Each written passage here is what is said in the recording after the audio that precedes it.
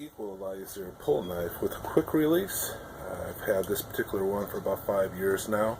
When you insert the blade, you want to go ahead and slide that in. Make sure it's pointing towards the side of the handle. If you have it the other direction, you won't be able to pull the knife properly through the glue. So always install it towards the handle. Go ahead and pull the handle closed, and we'll do a cutout on a Honda Element. We typically start on the bottom, cut into the glue. This one slides really, really easily. Slow it down, come up to the corner,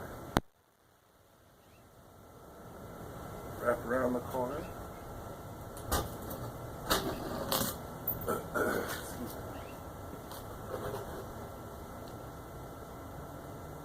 Slow down, wrap around the corner so you don't slip.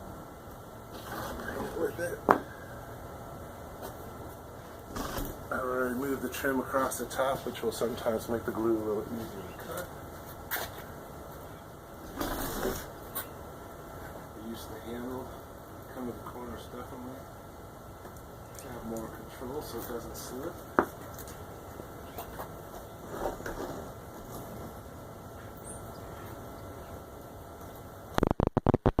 Start again at the bottom.